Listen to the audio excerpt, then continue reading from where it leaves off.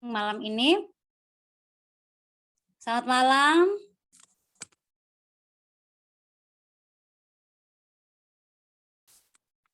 Harap Bapak Ibu bisa mendengar dengan jelas suara saya.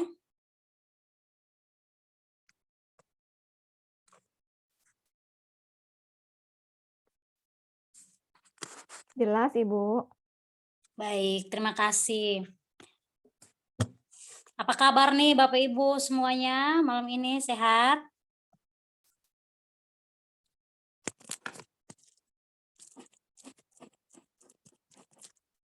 Baik, langsung saja Bapak Ibu malam ini, seperti yang telah kita ketahui bersama bahwa di Zoom meeting kali ini, kita akan belajar bersama, kita akan berdiskusi bersama terkait bagaimana membuat model pembelajaran yang baik. Tentu sebagai seorang pendidik tidaklah mudah untuk membuat atau menentukan sebuah model pembelajaran yang baik. Sudah hadir bersama kita narasumber yang luar biasa, ada Ibu Elizabeth Susan, MPD dari Sekolah Cikal. Untuk itu, waktu sepenuhnya saya serahkan ke Ibu Elizabeth Susan untuk sejenak memperkenalkan diri, kemudian memberikan materi dengan tema kita malam ini, bagaimana sih kita bisa membuat model pembelajaran yang baik. Karena memang secara umum itu merupakan hal yang sangat penting sebagai pegangan juga untuk membantu membimbing guru dalam menentukan teknik pembelajaran yang baik. Untuk itu, waktu sepenuhnya saya berikan kepada Ibu Susan. Pada Ibu Susan saya berikan. Baik, terima kasih Bu Fortune. Salam kenal, selamat malam Bapak Ibu. Ini ada kelihatannya justru ada beberapa wajah-wajah yang lintas daerah ya. Ada Bu Alfi Sidoarjo. Apa kabar Bu Alfi? Tuh ada Bu Juwaningsih juga. Apa kabar Bu? Bu Juju. Alhamdulillah baik, apa kabar? Ini yang dari ND-nya berapa orang ya? Boleh tahu? Kalau dari ND kita yang baru join ini 5 orang Ibu. 5 orang. Bu Mardia? Ya, yang lainnya masih mungkin belum bergabung Ibu. Baik, Sambil apa-apa. kita mulai saja. Ya. Baik, mungkin ada beberapa teman KGBN yang sudah mengenal saya, tapi juga ada yang belum. Kayaknya perkenalan dulu sebentar, nggak apa-apa ya Bu Fortune ya? Baik, nggak apa-apa Bu. Saya Elizabeth Susan, biasa dipanggil Susan. Saya adalah seorang curriculum and instructional specialist. Jadi saya menggeluti profesi di bidang pengembangan kurikulum dan pembelajaran. Itu saat ini saya menjadi wakil kepala sekolah di Sekolah Cikal. 6 bulan lalu sempat jadi program manajer juga, mengembangkan program design and technology, language, dan culminating project waktu itu di Sekolah Cikal. Saya juga pernah menjabat sebagai Ketua Kampus Guru Cikal periode 2020-2022. Jadi mungkin teman-teman yang udah lama di KGB juga dulu kalau ke kampus guru sering ketemu ya. Sekarang saya kembali ke Sekolah Cikal menjadi wakil kepala sekolah di Sekolah Cikal. Senang banget malam ini bisa sampai ke ND, teman-teman. Harapannya bisa lebih kenal sama teman-teman belajar di KGBN ND. Semoga ini juga bukan jadi kali pertama dan terakhir, tapi harapannya bisa terus menjalin silaturahmi ya sama teman-teman di KGBN ND gitu. Oke, ini waktu saya tanya ketika saya tanya topik TPD di bulan Agustus ini apa, pembahasan tentang model pembelajaran gitu ya. Kalau ngomongin soal model pembelajaran, kita kadang-kadang suka debat kusir gitu. Ini tuh apa sih model itu? Apakah itu metode ataukah pendekatan gitu ya? Ataukah strategi? Sebenarnya apa gitu. Nah, kita nggak mau membahas itunya. Kita akan lebih membahas tentang why-nya, kenapa kita perlu tahu ini, dan kayaknya aku perlu mulainya dari pendekatan yang terbesarnya dulu gitu ya. Kita ngomonginnya dari pendekatan belajar. Itu, nah semoga ini nanti bisa bantu. Justru di sini aku nggak pengen banyak memaparkan gitu ya, tapi pengennya justru ada refleksi dari teman-teman belajar. Izin saya share screen sebentar ya.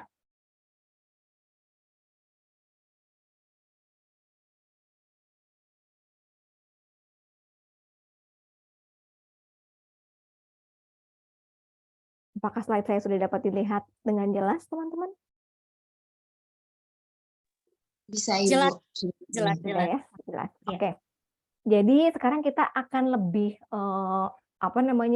memulai sesi ini dari memilih pendekatan belajar yang sesuai. Kalau kita tanya sebetulnya ada nggak sih pendekatan yang terbaik? Nggak ada. Karena pendekatan itu pada dasarnya bermacam-macam sesuai prinsip dan kebutuhannya, tujuannya mau apa gitu ya.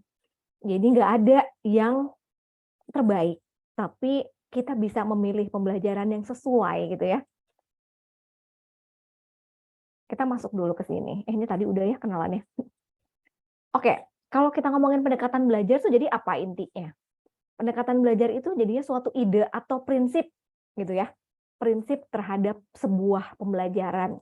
Pembelajaran ini prinsipnya apa sih? Ide besarnya apa sih gitu ya. Ini juga merupakan satu sudut pandang, point of view terhadap proses pembelajaran yang merujuk tentang terjadinya suatu proses gitu. Ini sifatnya masih umum. Tuh, tentu kalau kita punya pendekatan belajar ini dilakukan dengan tujuan-tujuan tertentu gitu ya. Jadi pendekatan belajar itu prinsip, ide, sebuah cara pandang terhadap proses belajar. Ada tujuan yang ingin dicapai dari sebuah pendekatan belajar gitu ya. Ini ciri-cirinya apa? Kalau ciri-ciri pendekatan itu pasti ada filosofi atau landasannya. Tuh ya. Ini berupa sudut pandang. Jadi lebih ke big picture-nya, why-nya gitu ya. Behind the scene-nya kenapa sih kok ini gitu yang dipilih gitu ya. Sudut pandang, melihat. Jadi ini tuh luas. Makanya tadi saya bilang secara umum karena nanti turunannya ada lagi strategi-strategi dan metode-metode yang digunakan buat mencapai tujuan ini. Gitu ya, si pendekatan ini nanti ada turunannya. Ini tuh sudut pandang. Ini juga bisa disebut sebagai gagasan untuk mencapai tujuan tertentu. Kalau kita pengen anak-anaknya patuh, mungkin kita bisa pakai metode atau ciri pendekatan yang behavioristik gitu ya. Yang kalau anaknya berbuat sesuatu, dikasih reward, gitu akan melakukan lagi gitu. Ada juga pendekatan yang konstruktivis gitu kan. Ini tuh lebih kayak ada teori-teori yang melandasinya gitu. Nah, yang terakhir ini pendekatan belajar ini nantinya juga menemui jalannya untuk disampaikan dalam pembelajarannya kayak gimana. Jadi ada ciri khas yang terlihat dalam sebuah pendekatan belajar dalam cara untuk menyampaikannya gimana. Gitu ya. Saya lanjutkan dulu atau mau dibahas dulu? Ada pertanyaan mungkin? Kita lanjut saja dulu, Ibu. Sebentar Lanjut dulu nanti ya. diskusi Oke. bersama. Nah, Baik, ini udah. Tadi kita udah tahu pendekatan, terus ciri-cirinya gimana.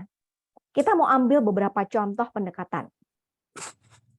Ini yang pertama, yang sekarang lagi sering kita dengar ya, pendekatan belajar kontekstual. Ini kalau kontekstual nih apa sih? Ini adalah pendekatan belajar yang mengaitkan materi belajar dengan situasi nyata muridnya. Tuh ya. Jadi highlight-nya di sini adalah mengaitkan, ada connection, making connection to students real life gitu. Situasi nyatanya apa? Keadaan siswanya seperti apa? Ini lebih bermakna bagi siswa karena dapat mengaplikasikan hasil belajarnya dalam kehidupan mereka. Ini tuh kalau dilihat hasilnya itu lebih endurance gitu ya. Karena kita belajarnya kontekstual, anak-anak lebih punya endurance understanding. Yang pemahamannya itu nggak berhenti pada saat mereka udah selesai ujian terus hilang gitu. Tapi justru karena ini tuh real life, dekat sekali dengan situasi dunia nyatanya murid, ini tuh nanti mereka bisa implementasikan.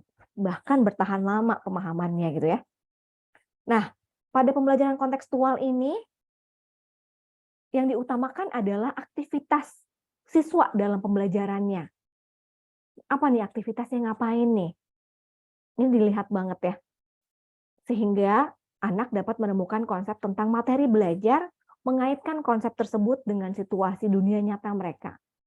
Jadi kalau biasanya belajar cuma baca buku, textbook gitu kan ya. Kalau ini tuh lebih ada aktivitasnya yang benar-benar mereka pahami, dekat dengan situasi yang mereka kenali. Kalau kita ngomong kontekstual, sebetulnya ada teori yang mengatakan kalau kita ini kalau belajar pasti bawa prior knowledge gitu kan ya. Kalau kita belajar kita pasti punya pemahaman dulu, punya pemahaman awal gitu kan. Apapun sih sebenarnya. Dan kita akan cenderung mengaitkan pembelajaran dengan kerangka berpikirnya kita. Gitu. Nah, ini juga sama. Siswa tuh udah punya prior knowledge, apalagi kalau pakainya situasi nyata di dekatnya. Dia pasti tahu, oh ada apa ya, apa yang terjadi di sekitarnya. Oh aku tahu ini yang terjadi di sekelilingku gitu ya. Gitu. Kontekstual itu misalnya gimana? Sekarang tantangan kehidupan di abad 21 tuh tentu beda ya sama tantangan kehidupan kita di abad 19 gitu. Sekarang apa yang lagi ngetren Bapak Ibu? Boleh nggak saya dikasih contoh? Hal yang lagi ngetren saat ini. Merdeka belajar. Merdeka belajar. Kalau di lingkungan yang general, secara ini, sosial media misalnya, apa yang lagi ngetren? TikTok. TikTok ya. TikTok. Ini sekarang yang ngetren TikTok. 5 tahun lalu kira-kira yang ngetren apa? Facebook. Facebook. 10 tahun lalu? Bapak Ibu mengalami nggak sih yang Friendster? Itu bahkan mungkin 20 tahun lalu ya. Ada yang namanya Friendster gitu kan. Terus ganti Facebook. Facebook udah mulai ditinggalin nih sekarang orang-orang larinya ke IG gitu kan. Sekarang anak-anak juga larinya, aduh IG udah mulai males lah gitu. Mendingan TikTok yang lucu-lucu gitu kan. TikTok. Apalagi, dulu tuh kehidupan kita nggak tahu yang namanya artificial intelligence. ChatGPT dulu kan nggak ada ya. Sekarang ada ChatGPT. Nah ini loh, jadi kita membawa anak-anak pada konteks yang sekarang. Kalau anak-anak sekarang kita ajakin kegiatan dengan, oke, mari kita melakukan aktivitas. Terus coba anak-anak cari informasinya dari menggunakan atau memposting aktivitas hasil produk belajarnya ke Facebook gitu. Anak-anak sekarang mungkin gak relate loh. Ya kan? Atau mungkin kita lagi sekarang yang lagi ngetren kan film Barbie gitu ya. Anak-anak tuh pasti tahu gitu film Barbie. Nah, kira-kira dari film Barbie apa sih yang bisa kamu lihat gitu kan? Jadi contoh-contoh apapun yang dilakukan aktivitas related dengan kehidupan nyata mereka. Makanya kurikulum Merdeka sendiri kan dibilangnya kurikulum kontekstual ya. Gitu ya, karena kita boleh menggunakan konteks-konteks belajar sesuai dengan kekhasan sekolahnya masing-masing itu. Nanti kita bahas lebih lanjut tentang itu. Oke, ciri-cirinya apa? Pendekatan yang kontekstual itu ini menurut Siregar dan Nara ya. Satu, membangun hubungan dan menemukan makna. Ini connecting, making connection. Gitu. Ada pemahaman yang bermakna. Ada hubungan antara pembelajaran dengan hal di sekitarnya. Kenapa kita belajar soal polusi? Konteksnya apa? Oh, konteksnya kalau di saya kan ini Tangerang Selatan ya. Tangerang Selatan ini saat ini jadi kota penyumbang polusi udara nomor 1 di Indonesia, Bapak Ibu. Serem ya. Ini lagi banyak anak-anak sakit kena ISPA di Tangerang. Nah, tuh, kira-kira apa maknanya? Coba kamu lihat situasi di sekeliling kita. Oh iya bener Bu, aku lihat di Instagram ada infografik yang mengatakan bahwa itu penyebab segala macam penyakit pernafasan gitu. Bahkan teman-teman kita ada yang nggak masuk nih sekarang nih, lagi kena ISPA misalnya gitu kan. Nah ini menemukan makna yang penting dan membangun connection antara pengetahuan dan dunia nyata. Yang kedua, melakukan sesuatu yang bermakna, experiencing. Jadi nggak cuma belajar textbook, tapi pendekatannya yang lebih berbasis pengalaman. Tuh ya. Kalau belajar kontekstual, kita juga membantu anak-anak untuk bisa belajar secara mandiri. Artinya, nggak di spoon feed terus sama teachersnya, sama gurunya. Anak-anak bisa belajar mandiri dengan cara, oke, kamu observasi deh. Di sekeliling rumah kamu kira-kira ada nggak ya sumber-sumber polusi gitu. Ya, di sini juga mendorong buat adanya kolaborasi. Kalau kita ngomongin pembelajaran kontekstual, kelas itu seakan-akan jadi nggak ada lagi temboknya, Bapak Ibu.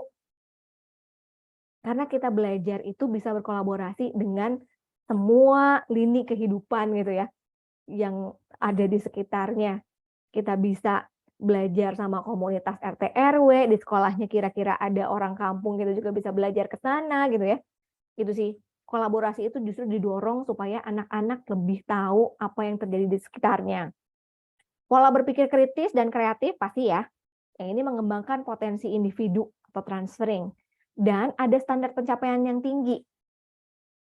Gitu, karena sebenarnya harapannya nggak cuma anak-anak tuh hafal pelajaran, konsep, konten gitu ya, tapi justru di situ dia punya hasil pembelajaran, output-output yang bisa digunakan untuk kehidupan nyatanya gitu. Ya, pendekatan kontekstual ini biasanya dilakukan dengan sebentuk assessment yang otentik gitu. Assessment otentik apa, teman-teman bisa browsing. Ya, ada penjelasannya tentang assessment otentik. Otentik artinya yang sangat real, yang seperti kehidupan aslinya gitu ya. Itu pendekatan yang pertama. Pendekatan yang kedua ini, seberapa dari teman-teman yang belum pernah mendengar kata ini? Ada nggak? Pembelajaran berbasis project gitu. Wah, ini kan sekarang lagi digembar-gemborkan gitu ya. Ini lagi ngetren banget saat ini. Ya. Ada yang belum pernah mendengar? Atau ada yang sudah pernah menerapkan? Pernah, Bu. Pernah ya, asik. Nah, Bapak Ibu sebenarnya kan kita cuma 13 orang ya, jadi ini kita lebih cair aja gitu, ini jadi kayak kelas privat. Diskusinya lebih terbuka aja, kalau mau berbicara open microphone juga nggak apa-apa sih. Gitu, jadi langsung ditanggapi aja ya, harapannya kita lebih cair. Oke, pembelajaran berbasis proyek ini udah banyak yang menerapkan. Sudah jadi didorong juga untuk lebih banyak dilakukan gitu ya, terkait dengan implementasi kurikulum Merdeka. Tapi apa sih pembelajaran berbasis proyek itu apa? Pembelajaran ini menggunakan proyek atau kegiatan sebagai sarana pembelajaran. Apa tujuannya? Tujuannya ini supaya kita bisa mencapai kompetensi sikap, pengetahuan, dan keterampilan. Kalau kita ngomongin proyek itu tuh jadi kayak proyek beneran kalau di kehidupan nyata gitu ya. Di kehidupan nyata kalau kita ngomongin kompetensi seseorang, kita pasti nggak bisa memisahkan antara sikap, pengetahuan, dan keterampilan. Gitu. Nah, ini gimana caranya bisa ngukur ketiganya? Pendekatan yang holistik yang perlu kita lakukan buat melihat kompetensi. Jadi nggak bisa pakai satu cara, nggak bisa kita mengandalkan tes tertulis aja gitu ya buat belajar, tapi banyak bukti-bukti yang harus kita tunjukkan melalui sebuah kinerja atau proyek untuk mencapai kompetensi sikap, pengetahuan, dan keterampilan. Itu saya highlight ya, saya tebelin. Lalu metode pembelajaran yang menggunakan masalah sebagai langkah awal. Jadi pembelajaran berbasis proyek ini bukan membuat proyek atau bukan membuat produk gitu ya. Belajar, oke, kita akan meluncurkan roket. Ini juga contoh, ini udah sering dibilang sih, udah sering dikemukakan. Ada nggak permasalahannya di situ? Nggak ada, ya bikin aja. Oke, kita mau belajar perubahan zat. Ayo, kita mau bikin agar-agar misalnya. Itu berbasis proyek nggak? Nggak. Itu adalah membuat produk atau melakukan eksperimen. Gitu ya. Justru kalau di sini metode belajar itu menggunakan masalah sebagai langkah awal. Misalnya, di daerahku anak-anak di sekolah lagi banyak yang sakit nih. Ternyata ditemui mereka lagi kena infeksi saluran pernafasan. Kenapa ya? Menurut teman-teman, kenapa itu terjadi? Gitu. Nah, ini anak-anak tuh diajak memulai pembelajaran dari sebuah issues. Di sini mereka nanti mengumpulkan dan mengintegrasikan pengetahuan berdasarkan pengalamannya. Ada aktivitas-aktivitas nyata yang dilakukan yang terkait dengan kehidupan juga. Gitu. Misalnya, oke, ayo sekarang kita cek berapa orang dari yang sakit itu kena ISPA. Kira-kira apa yang mereka rasakan? Gejala-gejalanya kayak gimana sih? Awalnya kayak gimana? Biasanya habit mereka gimana? Oh, ternyata anak-anak yang kena ISPA itu rata-rata anak-anak yang ke sekolahnya naik motor misalnya. Tapi enggak juga loh, ada juga teman-teman yang ke sekolahnya naik mobil tetap kena loh. Kira-kira kenapa ya? Nah, inilah. Lalu apa yang bisa kita lakukan? Gimana caranya? Polusi itu apa? Mencegah polusi itu gimana gitu ya? Akhirnya sampai ke sana di mana peserta didik secara konstruktif melakukan eksplorasi atau pendalaman pelajaran dengan melakukan pendekatan riset terhadap masalah. Ada pertanyaan berbobot, nyata, dan relevan. Gitu ya. Jadi kebayang mulainya itu justru dari issues. Kita diajak untuk memecahkan masalah dengan sebuah usulan perbaikan gitu. Ciri-cirinya apa? Sebuah pembelajaran berbasis proyek itu nggak bisa kita lakukan kalau kita nggak punya orientasi terhadap murid. Jadi justru ini driven-nya adalah murid. Orientasinya murid, bukan gurunya. Jadi kalau kita masih teachers oriented atau oke, semuanya itu diberikan oleh gurunya itu ngasih direction, one way communication, ini nggak akan berjalan. Itu ya. Kenapa? Karena sebagai sebuah pembelajaran yang berbasis proyek, tadi yang mau dilihat adalah perkembangan kompetensi muridnya. Jadi muridnya harus terlibat. Ada partisipasi aktif. Ini juga menumbuhkan inisiatif dan kemandirian dari peserta didik. Gitu ya. Jadi nggak mengandalkan informasi hanya karena gurunya menjelaskan aja gitu ya. Ceramah, dapat infonya, enggak. Sama seperti yang tadi, yang awal, pendekatan ini juga melatih kolaborasi dan tanggung jawab untuk mengakses dan mengelola informasi dan mencari solusi. Sama ya, ini juga ada kolaborasinya, tanggung jawab. Melatih berpikir kritis dan kreatif, serta, ini belum, tuh balik lagi. Wow, kenapa tidak mau kembali? Oke. Yang paling penting dalam sebuah pendekatan pembelajaran berbasis proyek, yang perlu dilakukan adalah evaluasi secara berkala dan refleksi. Kenapa? Karena kan kita mau ngomongin kompetensi, mau ngomongin mastery ya. Anak ini udah punya penguasaan kompetensi belum? Nah tentunya kalau kita mau ngecek anak udah punya mastery apa belum, kita butuh lihat prosesnya. Along the way anak-anak ini perkembangannya kayak gimana sih? Kalau belum, berarti apa yang harus diperbaiki ya? Ada serangkaian refleksi untuk mengecek sudah sampai mana progresnya anak-anak. Gitu. Nah, yang pasti proyek pembelajaran menghasilkan sebuah produk atau output yang jelas. Drivennya dari mana? Dari masalah.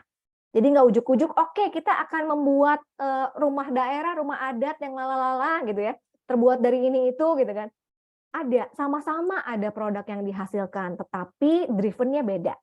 Kalau membuat produk ya udah, kita tentukan dulu mau produknya apa. Tapi kalau pembelajaran berbasis proyek, ada masalah dulu yang dianalisis, sehingga menghasilkan sebuah solusi berupa produk atau prototype gitu ya. Nah, ini lagi penting nih. Pendekatan ini ciri-cirinya adalah ada fasilitator yang mendampingi selama proses belajar. Jadi gurunya di situ tuh fungsinya sebagai fasilitator. Gitu. Kalau dilihat tujuan besarnya apa, kebayangkan ya. Ini sudut pandangnya melihatnya dari mana, terus tujuannya kira-kira apa, filosofinya apa, dapat ya. Oke, aku lanjut lagi. Yang ini adalah pendekatan belajar experiential. Udah pernah dengar ya pasti ya. Ini tuh dicetuskan lagi rame-ramenya mulai membumi gitu ya. Mulai muncul dan dikenali, diakui di tahun 1984 kurang lebih oleh David Cobbs. Ini adalah proses belajar yang pengetahuannya diperoleh dari sebuah bentuk pengalaman. Gitu ya. Ini menggabungkan pemahaman dengan kegiatan yang dilakukan. Oke, jadi ini anak dapat knowledge-nya itu dari mengalami sendiri. Ini menggabungkan pemahaman dengan kegiatan. Gitu. Kalau tadi aku bilang, setiap orang tuh pasti punya prior knowledge. Ketika dia melakukan sesuatu, experience, punya pengalaman, dia pasti menghubungkan dengan pengetahuannya yang lama. Sehingga dapat pengetahuan yang baru, gitu ya. Nah, media belajar yang digunakan adalah pengalaman tiap-tiap individu untuk menjalankannya. Kalau ngomongin experiential, berarti mungkin apa yang aku pelajari berbeda sedikit dengan apa yang misalnya Bu Sriyanti dapatkan ketika sama-sama melakukan aktivitas yang sama gitu ya. Aktivitas yang sama itu belum tentu menghasilkan refleksi yang sama gitu kan ya. Ini memungkinkan peserta didik untuk belajar dengan memenuhi seluruh aspek penting dalam proses pembelajarannya. Nah, kalau ini tuh kita ngomonginnya proses berpikir. Ada kognitif, afektif, dan emosi. Kalau kita punya pengalaman, itu pasti melibatkan proses kognitif kita. Kenapa ini tadi terjadi gitu ya? Ada emosi yang dirasakan, ada afeksinya. Aduh, tadi ini pengalamannya nggak enak banget nih. Tadi aku tuh salah menjawab gitu, misalnya gitu ya. Atau tadi aku numpahin air nih waktu di lab. Rasa itu, emosi itu juga terlibat dalam sebuah pembelajaran yang eksperiensial pendekatannya. Itu. Nah, dari pengalaman nyata ini sebenarnya diharapkan tuh siswa nggak hanya mengingat sih, namun memahami lebih dalam. Gitu ya. Kan ada pepatah yang bilang, tell me, I will forget. Terus apa? Pokoknya intinya, let me do it, I will understand gitu kan. Melakukan, baru dia akan mengerti. Kalau dikasih tahu, pasti lupa gitu. Nah, kita mau lihat ini ya, teman-teman, secara siklusnya seperti apa sih? Pembelajaran eksperiensial ini dimulai dari concrete experience, dari pengalaman konkret gitu ya. Murid terlibat langsung dalam sebuah situasi otentik di mana dia melakukan sesuatu dan mendapatkan pengalamannya. Dari pengalaman ini, kemudian dia yang dilakukan adalah melakukan observasi dan refleksi. Reflective observation ini artinya pengamatan yang reflektif gitu ya. Noticing what happened, mengamati apa sih yang terjadi, kenapa ya, hubungannya apa sama past experience. Dia pernah nggak dulu mengalami kayak gini?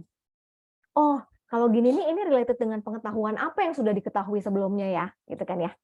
Ada conceptual understanding yang dipunyai, lalu anak-anak mengaitkan dengan itu. Nah, dari reflective observation ini kemudian baru anak-anak diharapkan mampu membuat abstraksi, konseptualisasi. Gitu ya, abstract conceptualization, distilling perception into abstract concept. Nah, itu tadi kita mencoba menggabungkan pengalaman-pengalaman tadi, terus kenapanya, why-nya dengan apa yang sudah ada sebelumnya menjadi sebuah pengetahuan yang baru. Ada konsepnya, di situ terbentuk konsep baru gitu ya. Ada persepsi yang sifatnya abstrak. Justru ini dari konkret ke abstrak gitu ya alurnya. Nah, setelah itu baru ada yang namanya active experimentation. Nah, di sini nih anak yang sudah punya konsep baru, dia akan mencoba melakukannya lagi, mengetes ide-idenya, skill-nya yang sudah didapatkan ke dunia nyata. Itu. Nah, ini jadi pengetahuan baru lagi. Kalau pengetahuan baru ini kemudian nanti dikasih pengalaman yang baru, dia akan berinteraksi lagi di sebuah reflective observation. Akan jadi pengalaman yang baru lagi gitu ya. Makanya kalau kita ngomongin kompetensi itu sebenarnya kalau mau diajarkan secara eksperiensial, itu juga gitu. Apa yang udah ada, skill apa yang sudah dipunyai, pengetahuan apa yang sudah dipunyai, diberikan stimulasi dengan sebuah concrete experience, dia akan menghubungkan dengan yang sudah ada, bikin abstraksi, konsep baru, pengetahuan baru, lalu dicobakan lagi, dan begitu terus prosesnya. Gitu ya. Ini sebenarnya kalau mau ngajarin anak mastery itu juga bisa melalui cara ini. Nah, aku kasih 4 aja ya, biar nanti diskusinya enak, nggak usah banyak-banyak. Aku coba memilih 4 yang lagi paling sering dipakai saat ini. Ini pembelajaran berbasis query. Ini juga pasti udah sering dengar kan ya. Ini pembelajaran berbasis query ini memberikan kesempatan kepada peserta didik untuk belajar melalui penyingkapan atau penyelidikan terhadap sebuah permasalahan. Biasanya ciri-cirinya ini adalah berupa serangkaian pertanyaan. Itu ya, apa yang kamu ketahui sebelumnya? What do you know? What do you see? What do you want to know? Kira-kira apalagi kenapa ya hari ini terjadi? Ini jadi ada stimulasi-stimulasi di mana anak-anak distimulasi untuk bertanya gitu ya, untuk berpikir dengan cara bertanya gitu. Peserta didik untuk mencari dan menemukannya sendiri dengan menggunakan berbagai cara yang distimulus guru. Oh iya, ini maksudnya gimana sih kalimatnya? Maaf ya, nggak bener ini kalimatnya. Peserta didik mencari dan menemukan sendiri, untuknya nggak ada. Peserta didik mencari dan menemukan sendiri konsep-konsep belajar gitu ya, pemahaman dengan menggunakan berbagai cara yang distimulus oleh guru. Jadi gurunya nggak mengajari secara eksplisit. Oke, nah, perubahan zat adalah apa-apa gitu ya, enggak. Tapi oke, mari kita lihat. Air. Kamu perhatikan nggak? Air ini tadinya ada 1 gelas. Ketika kita taruh di lapangan, airnya semakin berkurang. Apa yang terjadi ya? Kenapa airnya berkurang? Jadi banyak observasi yang dilakukan dan pertanyaan-pertanyaan stimulusnya gitu untuk pembelajaran berbasis inquiry ini. Kalau teman-teman bisa lihat di sini ada 2 contoh cycle. Sebenarnya ada yang macam-macam ya. Ada yang pakai 5E, ada yang pakai inquiry learning cycle yang punyanya MYP gitu ya.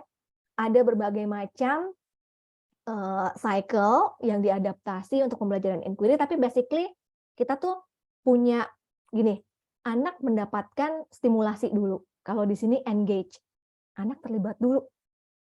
Tahu kira-kira prior knowledge-nya apa, ada kegiatan provokasinya. Kalau di cycle yang satunya namanya tuning in. Gitu ya, anak terekspos dulu melihat situasinya. Gitu. Lalu yang di sini setelah terlibat melihat dapat issues gitu ya, dapat pertanyaan-pertanyaan, anak-anak akan melakukan eksplorasi. Oke, cari tahu, ada risetnya, mengobservasi, ada pertanyaan-pertanyaan lanjutannya yang mereka juga jawab. Habis itu mereka membuat penjelasannya. Oke, hal ini terjadi karena apa? Kalau di sini prosesnya ada finding out dan sorting out. Gitu ya. Di sini elaborate. Elaborate ini berarti melakukan sesuatu terkait dengan pemahaman yang baru. Gitu ya, ada penerapannya. Lalu ada evaluate-nya di sini. Evaluasi apa yang didapatkannya. Kalau saya sebetulnya lebih suka pakai cycle yang sebelah kanan. Karena di sebelah kanan ini kita punya di intinya apa Bapak Ibu? Mohon dibaca sama-sama.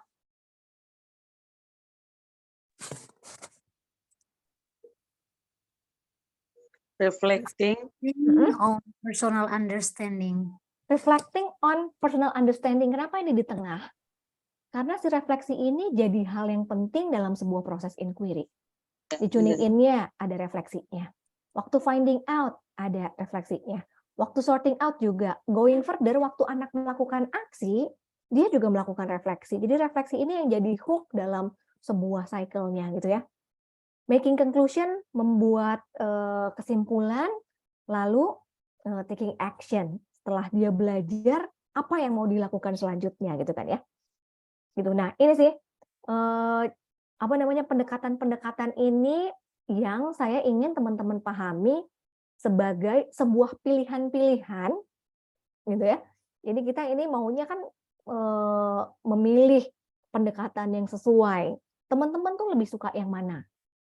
Bukannya lebih suka kira-kira kalau lihat dari muridnya ingin dikembangkan dari sisi yang mana? Kalau kira-kiranya kita ingin anak-anaknya lebih bisa mengkorelasikan pengetahuan dengan dunia nyatanya, nanti bisa berkolaborasi dan paham untuk menyelesaikan masalah di situasi sekitar, kira-kira pakai yang mana pendekatannya?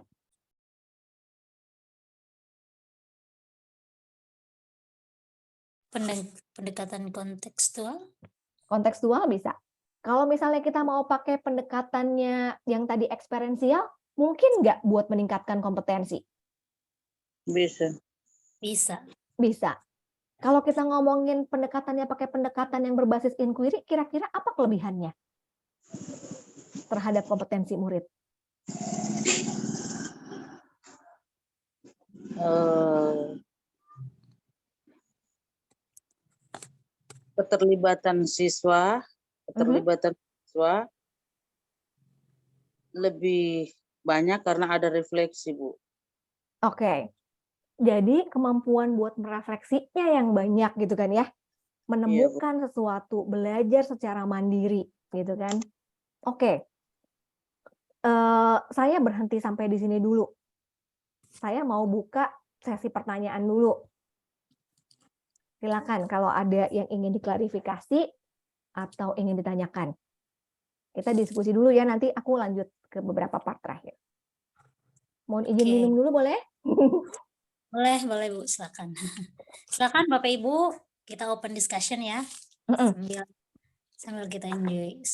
Menarik sekali ya apa yang telah disampaikan Ibu Susan. Mungkin Bapak Ibu ada hal-hal atau pengalaman selama proses pembelajaran di sekolah tempat Bapak Ibu mengajar, bagaimana peserta didiknya terkait pendekatan-pendekatan yang Bapak Ibu terapkan di sekolah. Benar. Jadi Ya, nggak pertanyaan sih, kalau mau sharing juga boleh, kira-kira boleh. yang mana yang sudah pernah dilakukan dan kira-kira apa perbedaan signifikan yang Bapak Ibu temui gitu ya ketika menerapkannya. Boleh dong, Bu Patricia Menge raise hand. Silakan Bu. Terima kasih Bu Susan, teman-teman semua. Izin saya mau sedikit berbagi dan juga bisa bertanya sedikit kepada Bu Susan tentang apa sih perbedaan antara project based learning sama dengan problem based learning, karena dua-duanya berawal dari permasalahan, diangkat permasalahan sedikit gitu Bu. Yang kedua, inquiry, apakah bisa kita samakan dengan diagnostik Bu? Karena di situ ada stimulasi Bu. Jadi apa bisa kita sejajarkan dia dengan istilah diagnosis? Boleh diklarifikasi nggak Bu, diagnostiknya gimana maksudnya? Ini asesmen diagnostik gitu maksudnya? Jadi ada bisa non kognitifnya bisa masuk, kognitifnya juga bisa masuk nih karena ada stimulasi, ada rangsangan menggali pemahaman siswa.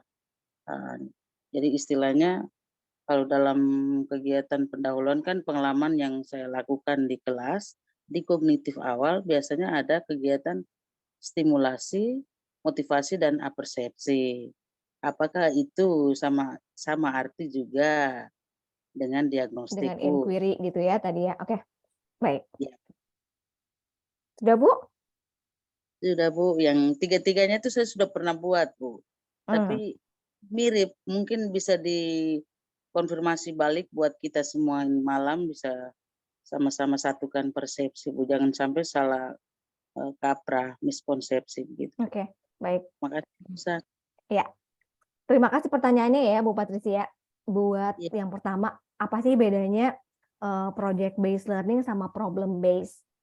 Sama-sama depannya P gitu kan ya. Kalau project biasanya kita menyingkatnya PJBL, kalau PBL adalah problem based learning gitu. Ya. Sama-samanya adalah kedua-duanya berasal dari drivennya dari masalah gitu ya.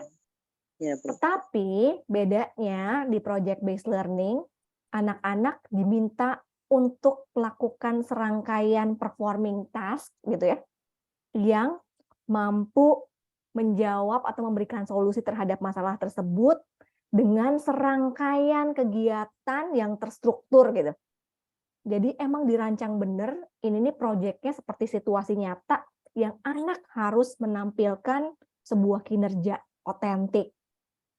Gitu. Kalau problem based belum tentu harus menghasilkan produk nyata dan belum tentu harus melalui serangkaian aktivitas yang harus difasilitasi gitu ya. Tadi kan makanya ada fasilitatornya gitu ya. Yang kita lihat ciri khas sebuah pembelajaran berbasis proyek adalah anak-anak melakukan serangkaian kegiatan untuk menjawab permasalahannya. Ada hasil akhirnya, outputnya. Gitu ya. Jadi yang membedakan itu sih, bahwa setelah masalah, lalu apa?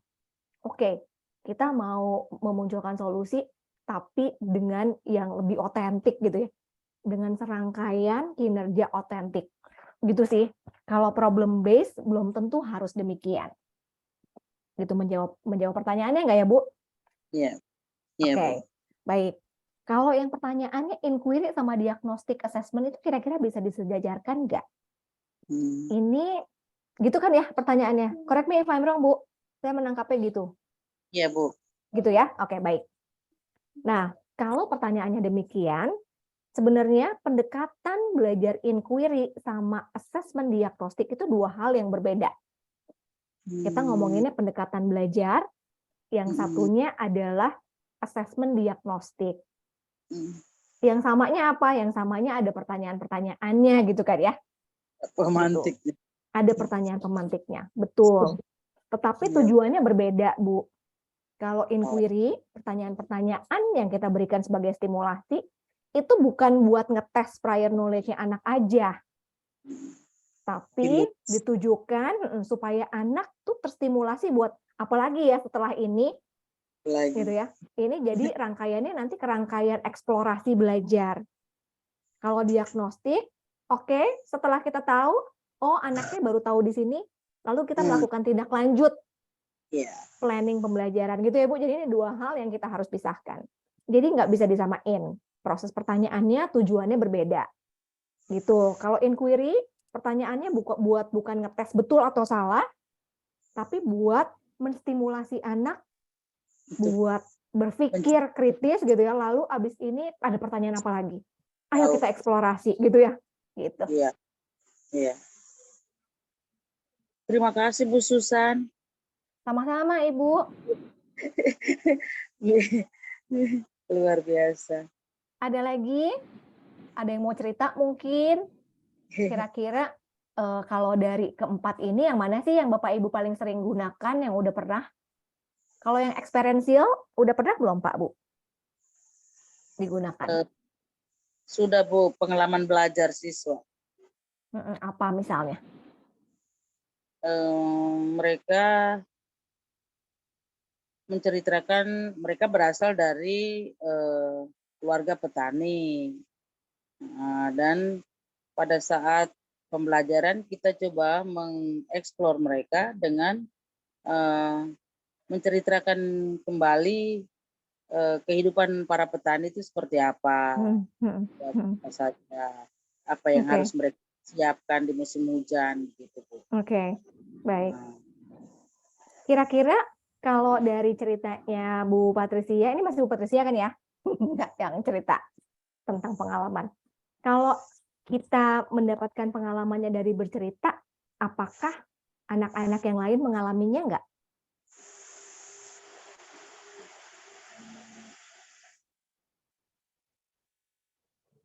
Kalau memberikan pengalaman itu, gini, aku boleh kasih contoh sedikit, teman-teman? Iya, Bu. Ini yang biasa dilakukan di sekolah Cikal. Waktu kelas 3 saya kebetulan ngajarnya SD ya, dulu. Jadi anak-anak kelas 3 itu belajar soal ekosistem. Belajar bahwa di dunia kita ini tuh ada sebuah sistem yang bekerja gitu kan ya, termasuk di alam. Gitu. Ekosistem apa aja? Ekosistem itu misalnya ada satu ekosistem di kebun, ekosistem sungai, tentu beda juga dengan ekosistem hutan tropis gitu kan ya, ekosistem gurun, ekosistem lain-lain gitu kan. Nah, sulit kayaknya kalau mengajarkan anak-anak secara teori gitu kan. Oke nak, di ekosistem kebun itu kamu bisa melihat tanaman apa aja, apa-apa gitu. Apa bedanya sama hutan gitu kan. Aduh, itu tuh berat banget gitu ngajarinnya. Anak-anak mungkin jadi kurang paham, inget aja gitu kan ya. Tapi mungkin setelah sesi belajarnya selesai, habis ujian akhir lupa gitu. Nah, kami sepakat buat kayaknya ini anak-anak nggak bisa cuma belajar dari browsing gitu kan ya. Belajar dari textbook, belajar dari cari-cari di internet. Itu kita harus ajak anak-anak ke situasi nyatanya. Jadi kita merencanakan sebuah program belajar namanya camping ekosistem. Tuh, jadi kita siapin anak-anak, "Oke Nak, kita akan pergi camping." Jadi anak-anak waktu itu overnight field trip Bapak Ibu. Anak-anak punya, pergi acara keluar gitu ya, kayak field trip tapi nginep. Kenapa? Supaya anak-anak punya waktu lebih banyak buat eksplorasi gitu. Kita memilih daerah tujuannya tuh daerah tujuan yang kira-kira meng-cover beberapa ekosistem sekaligus. Yang ada hutannya, yang ada sungainya, yang ada sawah gitu ya, yang ada apa namanya, kolam, kebun. Nah, kebetulan ada partner juga, sebuah komunitas gitu ya, ada vendor yang bisa mensupport, oke, kita ke lokasi ini gitu ya. Waktu itu kita ambil lokasinya di daerah Puncak di Bogor. Tuh, nah, anak-anak kemudian eksplorasi nih, berbagi kelompok gitu kan ya. Oke, di kolam ada apa aja, ayo amati. Anak-anak nyebur ke kolam, basah. Oh, ternyata di kolam ini tuh ada banyak lumpurnya, Bu Susan. Gitu, ini stuck nih, kakiku nggak bisa keluar nih, kejebak lumpur. Oh, di sini ada ikan-ikan kecil-kecil gitu kan ya. Ternyata di kolam itu bisa tumbuh tanaman-tanaman juga. Ada teratai misalnya kayak gitu kan. Tanaman apa yang bisa tumbuh di kolam? Tuh. Terus beberapa kelompok lain pergi ke hutan. Jadi eksplor ke hutan. Di hutan lihat pohon-pohonnya kok beda ya sama yang di kebun. Kalau di hutan tuh kira-kira pohon-pohonnya tinggi, terus besar-besar. Binatangnya juga beda. Di situ ada binatang namanya tonggeret, gitu kan ya. Jadi anak-anak tahu betul suaranya kayak gimana, memekakan telinga misalnya gitu ya. Karena tonggeret itu apa namanya, berganti kulit, ada cangkang-cangkangnya yang seperti binatang aslinya, tapi ternyata itu udah nggak ada isinya gitu kan ya. Itu sampai anak-anak mengumpulkan data, lalu mereka bilang, "Bu Susan, di tempat aku tuh nggak ada loh hutan. Jadi hutan tuh kayak gini ya? Aku pikir hutan itu kalau ada pohon semak-semak ya kayak gitu gitu kan." Nah ini anak-anak tuh mulai belajar mengkoneksikan dengan pengetahuan aslinya gitu yang dia punya. Ketika selesai observasi ke tempat-tempat yang berbeda, terus kita refleksi. Kira-kira ekosistem hutan itu menurut kamu yang kayak gimana, Nak? Gitu ya, kita mengumpulkan masukan-masukan gitu kan ya. Oh ini, kalau di hutan itu teduh, karena di sana tidak banyak matahari Bu Susan. Itu mataharinya berkurang karena pohonnya tinggi-tinggi gitu kan. Oh banyak tumbuh jamur Bu Susan, tadi nggak ada, kalau di kebun tuh nggak ada jamur, jamurnya aku hanya menemukan 1, 2, tapi waktu di hutan, aku menemukan banyak jamur tumbuh di sekeliling apa, misalnya gitu ya, anak-anak mencoba membanding-bandingkan seperti itu. Kira-kira kebayang nggak Bu, si experiential ini adalah ketika anak-anaknya melakukan aktivitas itu, gitu, turun langsung, diajakin eksplorasi. Waktu itu tuh ada yang lucu, ada anak yang bener-bener rigid dan takut kotor. Waktu itu kita suruh anak-anak, oke kita mau ke sawah, kita turun ke sawah mau tanam padi. Jadi waktu ke sawah anak-anak turunkan, ada anak yang benar-benar nggak mau dan geli gitu ya masuk ke apa namanya, ke dalam sawah karena melihat di sawah itu kan ada lumpurnya gitu kan. Terus ada cacing kayak gitu-gitu ya tuh. Anak-anak tuh udah wah gila, ternyata nggak mau, aku nggak mau turun karena takut cacing dan segala macam. Tapi ketika kita ambil nih, aku bisa loh, cacing bisa dipegang loh ternyata. Itu ternyata nggak apa-apa loh, ada teman-temannya yang juga melakukan itu, nggak apa-apa loh, ini ternyata baik-baik aja, nggak seburuk yang kita kira gitu kan. Lama-lama anaknya mau coba turun sedikit-sedikit, sampai akhirnya anak ini malah nggak mau udahan.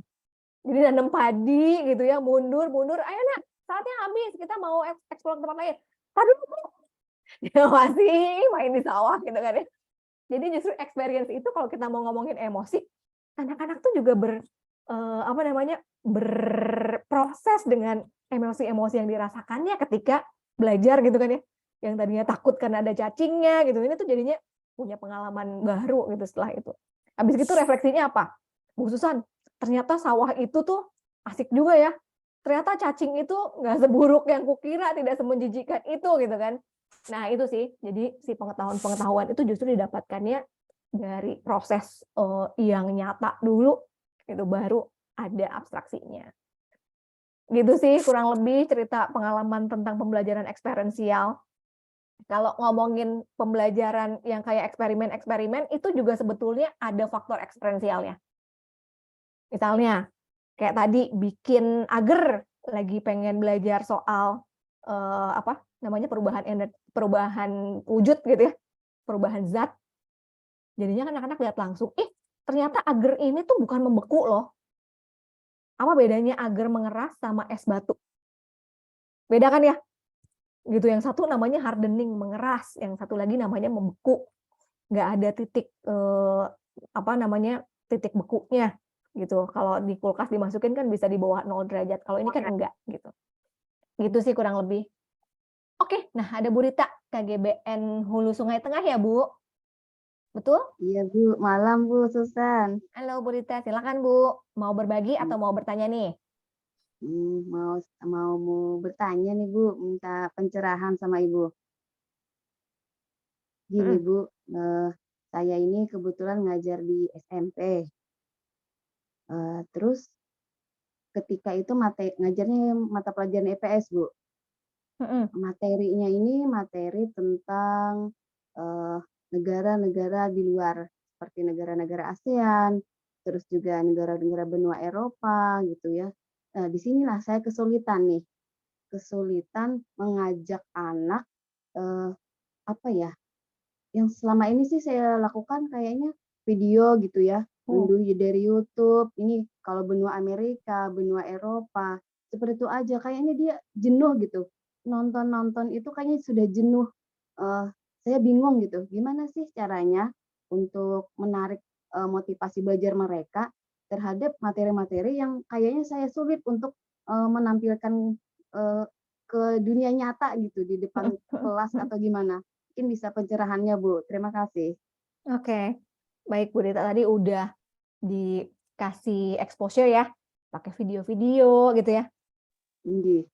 gitu. Kalau kita kembali lagi ke tadi kontekstual, berbasis project, experiential, atau inquiry, kira-kira buat anak-anak sehingga dia bisa melakukan keterlibatan yang lebih mandiri, yang mana yang lebih berat dipilih, Bu?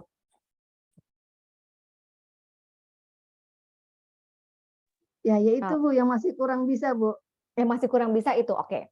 Kalau tadi anak-anak kurang termotivasi ketika ibu memberikan, oke, kita nonton videonya ini.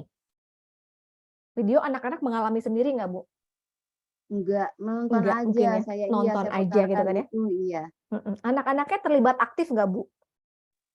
Saya bikin kelompok ini loh, ini. Terus saya pernah juga saya bikin kamu bikin peta benua Amerika, kamu bikin peta benua Eropa, seperti itu. Tapi akhirnya mereka jenuh juga, Bu. Seperti Betul. itu. Kira-kira kalau jenuh kenapa ya, Bu? Mungkin apa monoton kali ya saya ya. Atau Biasanya gini, kalau anak jenuh itu berarti setelah bikin ini aku bisa apa? Apa lagi yang akan kulakukan? Gitu kan ya. Kalau udah bikin peta, ya udah habis bikin peta terus apa? Gitu. ya sudah, Tapi Indi. iya kan? Udah kan? Gitu kan? Nonton. Oke, udah nonton. Dia waktu nonton dia diem aja. Memang ada proses berpikir yang dilakukan ketika nonton. Oke, analisis misalnya gitu ya. Kita balik. Anggaplah kita mulainya dari nol yang kita nggak tahu apa-apa. Mungkin justru yang membuat anak tertarik adalah ketika kamu tahu nggak Korea itu kayak gimana. Oke, sekarang anak-anak yang berperan buat bisa menjelaskan Korea kepada teman-temannya. Satu kelompok lagi, kamu tahu Australia kayak gimana? Letaknya di mana, apa silahkan, gimana caranya kamu bisa mendapatkan informasi tentang Australia. Gitu ya, misalnya. Jadi mulainya tuh justru dengan sebuah tantangan gitu kan ya. Ya, dunianya mereka khususannya. Iya, Australia. Mulai dari dunianya mereka. Gitu. Kira-kira sama nggak dengan kita di Indonesia? Kalau di kita mau lihat orang Indonesia kayak gimana sih? Orang Indonesia makanan pokoknya nasi. Nah sekarang apa makanan pokok orang Korea? Apa makanan pokok orang Indonesia? Orang Indonesia bahasanya bahasa Indonesia. Nah gimana kalau orang Korea? Orang Afrika apalagi gitu kan ya?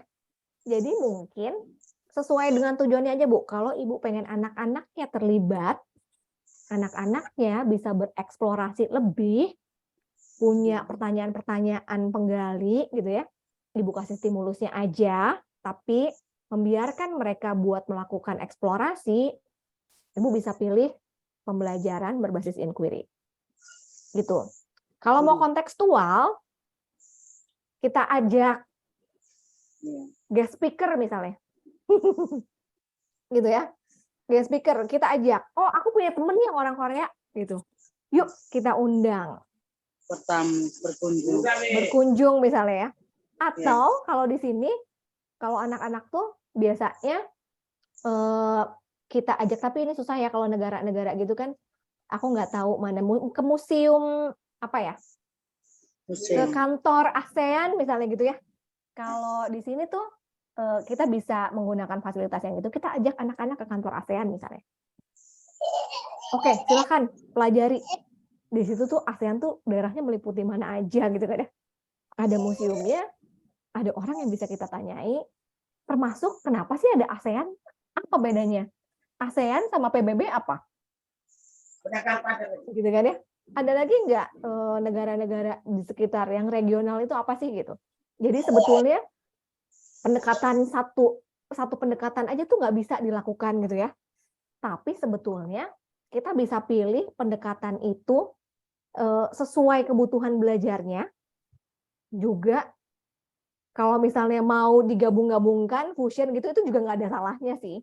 Ada menggabungkan inquiry, tapi juga ada kontekstualnya. Kontekstualnya di mana anak-anak melibatkan persoalan yang sekarang lagi booming gitu kan ya, nyata. Atau kekuatan daerahnya. Dulu tuh ya, saya jadi ingat kampus Guru Cikal tuh dulu menerima mahasiswa magang. Ada mahasiswa magang yang kami send ke sekolah-sekolah penggeraknya KGBN. Salah satunya tuh ke Sukabumi. Kalau Bapak Ibu kenal Pak Edi Gunawan, penggerak Sukabumi, gitu ya, KGBN Sukabumi, beberapa anak kami titipkan di sana. Mereka belajarnya menggunakan pendekatan kontekstual. Jadi anak-anak mahasiswa merancang pembelajaran yang kontekstual. Lihat di daerah kalian tuh apa sih hasil bumi yang paling melimpah, gitu kan ya?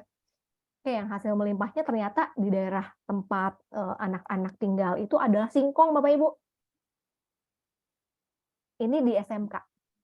Lalu kira-kira singkong ini buat pelajaran entrepreneurship nih ya, ekonomi gitu. Singkong itu kira-kira bisa nggak jadi potensi bisnis? Gitu ya. Terus anak-anak mulai mencari cara singkong dengan ini produknya melimpah banget, sumber daya alam yang melimpah, lalu ini dijadikan potensi bisnis. Itu kira-kira mau ngapain ya? Itu. Nah, ini mulai deh anak-anaknya tuh diajak buat berpikir, oke, banyak nih di sekitar kita ada nih, kira-kira gimana memanfaatkannya? Ini kan jadi kontekstual gitu ya. Gitu. Nah, anak-anak itu udah bikin macam-macam, bikin makanan dari singkong, dijualnya dengan kemasan-kemasan yang mereka desain sendiri gitu. Asik deh. Itu contoh yang kontekstual sih, Bu. Gitu ya, Bu Rita, aku nggak tahu ini bisa menjawab pertanyaannya nggak, Bu Rita? Iya Bu, ada bayangan Bu. Makasih. Oke, kita kembali lagi ke slide ya. Ada Bu Patricia Menge lagi, silakan Bu. Mau melanjutkan? Bu Susan, mungkin saya coba share sedikit lagi. Kita bisa menggugah mereka melalui dunianya mereka, dunianya anak-anak. Contohnya anak-anak yang suka SMA kan suka nonton film drakor. Benar. Nah, drakor juga bisa dijadiin ini ya, trigger gitu ya. Bu, baru tunjuk globenya atau petanya. Di globe peta Koreanya ini. Mereka itu disiplin hidupnya bagus. Nah, atau Jepang punya.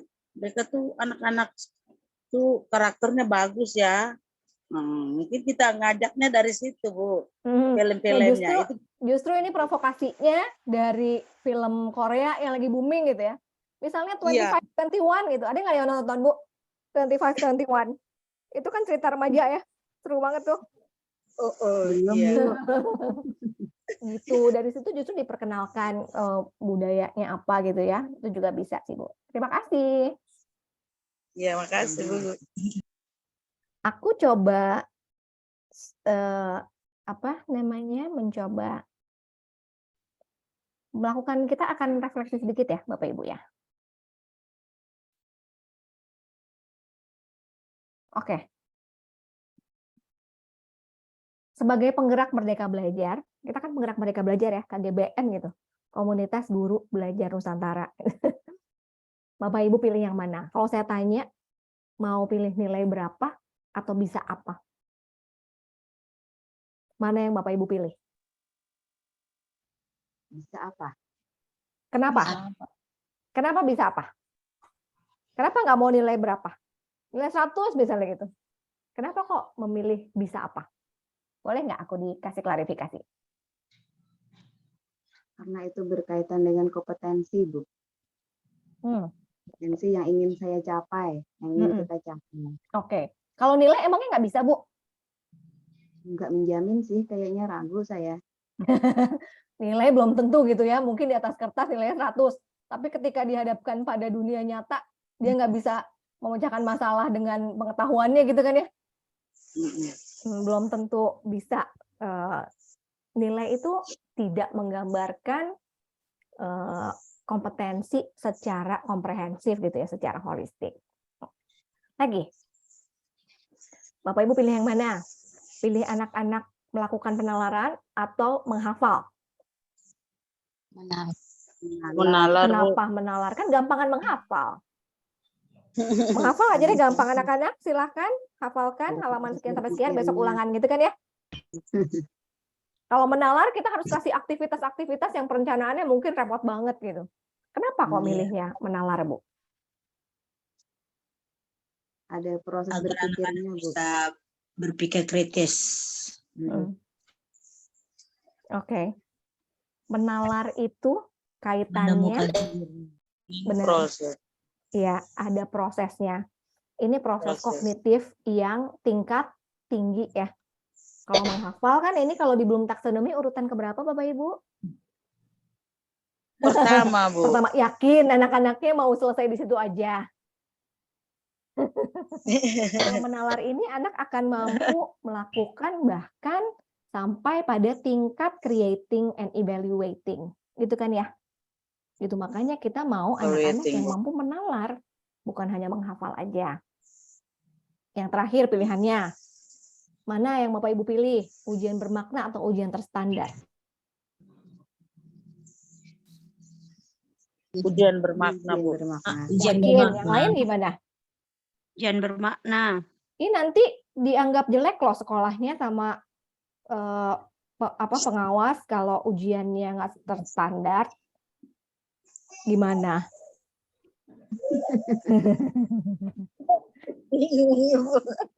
Yakin? Ujian itu buat siapa sih? Ujian Buat itu anak, Bu, buat siswa. buat sekolahnya, Bukan buat buat pengawas sekolah. atau buat murid? Buat murid. Murid. Betul. Makanya kita berikanlah anak-anak kita itu ujian yang bermakna daripada ujian yang terstandar. Sekarang nih kita juga nggak bisa standardize apa-apa berstandar gitu ya. Makanya berbahagialah kita karena ujian nasional sudah dihapuskan. Iya, Ya. Jadi kita nggak punya beban, anak-anak nggak punya beban berat di pundaknya bahwa dia ini menentukan keberhasilan sekolah atau apalah gitu ya. Yang merasa nanti kalau misalnya dirinya gagal, dia itu bukan anak yang pintar kayak gitu-gitu. Enggak.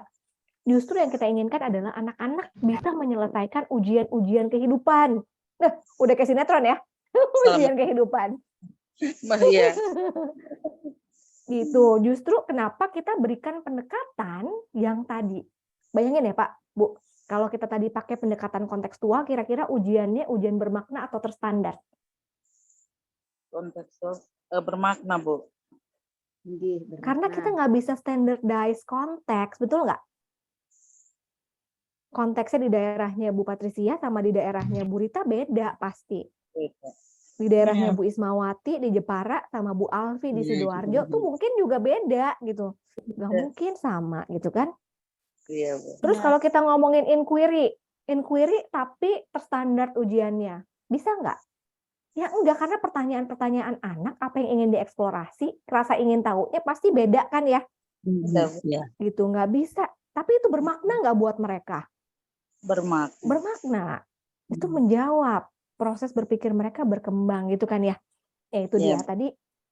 Betul. Jadi sebetulnya melalui sesi ini saya ingin Bapak Ibu kembali mempertimbangkan bahwa nggak ada sih yang namanya pendekatan yang paling benar gitu ya. Silahkan memilih kapan menggunakan 4 pendekatan ini. Sebenarnya pendekatan ini adalah pendekatan pembelajaran yang mendukung implementasi kurikulum Merdeka. Kenapa gitu? Lihat ya, kalau kita lihat di kurikulum Merdeka ini sebetulnya tuh highlight-nya ada 3. Kurikulum ini kurikulum yang berbasis kompetensi, bukan konten. Jadi kita nggak ngukur seberapa banyak anak hafal, cakupan, kita pembelajaran IPA itu 10 bab gitu ya, buat kelas 6 misalnya. Nggak kayak gitu. Justru kita ingin anak-anak yang berkembang kompetensinya. Apa tadi? Sikap, pengetahuan, keterampilan gitu ya. Pemahaman, bukan hanya pengetahuan aja. Tapi ketika tahu, dia juga jadi punya pemahaman. Ini basisnya kompetensi. Yang kedua, kurikulum ini orientasinya holistik. Kita nggak lagi misah-misahin satu skill dengan yang lainnya. Satu aspek dengan aspek lainnya. Belajar itu pasti melibatkan aspek kognitif. Melibatkan juga aspek motorik gitu kan ya. Bahasanya ada nggak? Ada. Emosinya ada nggak? Ya pasti. Belajar aja kita seneng kan ya kalau kita dapat guru favorit, bener nggak? Benar, Bu. Kalau gurunya baik, gurunya asik, ngajarnya ngerti, kita pasti seneng belajar kan. Gitu. Nah itu salah satu contoh bagaimana faktor afeksi mempengaruhi belajar. Gitu, gimana anak-anaknya dilibatkan? Seneng nggak anak-anak? Ih asik ya belajar kayak gini, kita melakukan sesuatu, asik ya belajarnya kita field trip misalnya. Itu loh. Hal-hal itu yang orientasinya tuh sekarang jadi lebih holistik terhadap pembelajaran. Kita nggak ngomongin lagi soal satu disiplinary yang apa namanya disiplin ilmu yang benar-benar penting dan nggak penting gitu kan ya. Kalau dulu kan pelajaran yang penting itu apa Pak Bu? Apa ayo? Yang dianggap penting kan lu matematika gitu kan ya. IPA gitu kan. IPA. Bahasa Inggris penting nggak? Nggak penting. Nanti kalau mau UN bahasa Inggrisnya lo ada dulu ya. Olahraga sama art penting nggak? Nggak penting. Kalau kita lagi persiapan ujian nasional, pelajaran-pelajaran itu yang dikorbankan kan ya. Nggak usah ada art dulu deh. Oke, pengayaan nih jam artnya dipakai buat latihan bahasa Indonesia deh gitu kan ya. Enggak.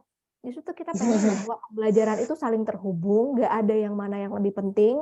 Semuanya itu mendorong perkembangan kompetensinya anak-anak gitu. Yang terakhir ini kontekstualisasi. Bahwa belajar itu tuh ada settingnya pasti. Butuh setting. Jadi nggak cuma belajar yang kalau kita zaman dulu tuh textbook gitu ya. Belajarnya dari textbook yang kita nggak tahu. Misalnya, oke, musim. Kita belajar musim winter, summer, autumn. Terus apa lagi? Spring gitu kan ya. Di bahasa Inggris. Padahal nggak tahu salju itu kayak gimana. Gimana waktu lagi autumn daun-daun berguguran. Terus angin, dingin, kayak gitu-gitu kan nggak. Itu nggak kontekstual sebetulnya. Kontekstual itu adalah apa yang memang benar-benar dekat dengan kehidupan kita, relevan. Kalau kita belajar perang Diponegoro saat ini, relevan nggak sama anak-anak? Suara Bu Susan Enggak, Bu. hilang ya? Enggak, karena sudah tidak ada perang. Sudah nggak ada perang. Kira-kira kalau sekarang kita belajarnya soal perang perdagangan, gimana si Apple bersaing dengan Samsung misalnya? Gimana Twitter bersaing dengan Meta gitu? Jadinya kontekstual nggak? Update itu, Bu. Update kan ya? Kontekstual, Nah, itu Bu. kurang Iya, lebih gitu. kontekstual. Yang kontekstual itu seperti itu. Gitu. Nah, Bapak Ibu, semoga malam ini kita tuh bisa dapat gambaran mengenai pemilihan pendekatan belajar. Kalau kita ngomongin strategi, ntar strategi itu turunannya banyak. Silakan Bapak Ibu ini sendiri, ya apa namanya, pakai professional wisdom-nya memilih sendiri gitu.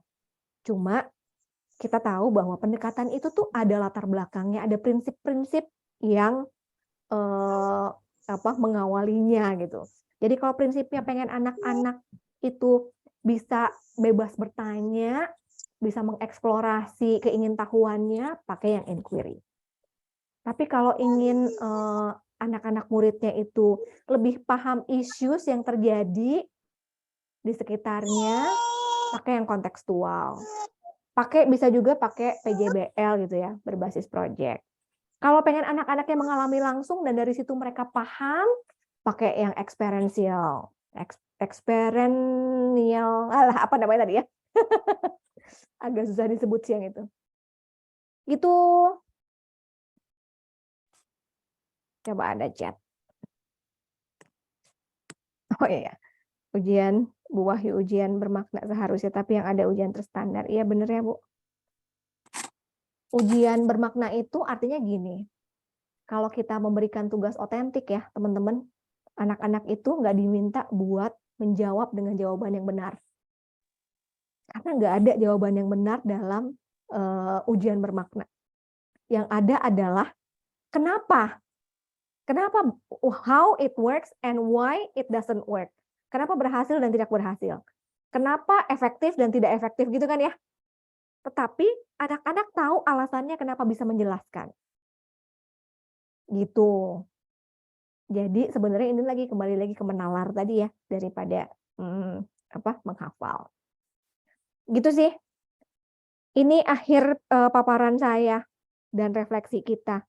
Kalau masih mau ada pertanyaan, boleh. Di sana udah 9:30 ya ini ya, ngomong-ngomong. Benar. Mau sudah aja atau gimana? Saya kembalikan sih. Kalau dari saya udah selesai, Bu Fortune. Oke, baik. Terima kasih Bu Susan. Mungkin kita dibatasi oleh waktu 1,5 jam ya berlalu. Menarik sekali ya pembahasan kita malam ini bersama Ibu Susan. Terima kasih banyak. Mungkin saya masih beri kesempatan Ibu Susan 5 menit kurang atau 10 menit berikan pencerahan lagi kepada kami. Ya. Enggak sih, aku udah nggak ada Baik. tadi kayaknya udah jadi closing statement aku gitu ya. Tapi kita tuh punya keuntungan karena kita punya komunitas, Bu Fortune. Jadi silahkan, aku yakin banget teman-teman di sini juga ada yang sudah punya pengalaman. Jadi silahkan berbagi aja kira-kira mana sih yang efektif, pernah punya pengalaman yang eksperiensial yang efektif tuh seperti apa sih dilakukannya gitu. Aku hanya mengharapkan semoga ini bisa jadi trigger buat pengalaman berbagi aja satu sama lain. Gitu sih. Terima kasih ya buat partisipasinya malam ini. Baik, terima kasih sekali lagi Ibu Susan sudah berkenan berbagi bersama kami di komunitas Guru Belajar Nusantara khususnya di ND ya. Dan juga terima kasih untuk Bapak Ibu yang sudah bergabung dan bertahan selama diskusi kita pada malam hari ini. Terima kasih untuk kebersamaan kita. Kita berjumpa lagi di lain kesempatan. Selamat malam dan salam sehat untuk kita semua. Salam Pancasila dari ND. Selamat malam semuanya. Selamat malam, Bu Selamat Susan. istirahat. Selamat malam.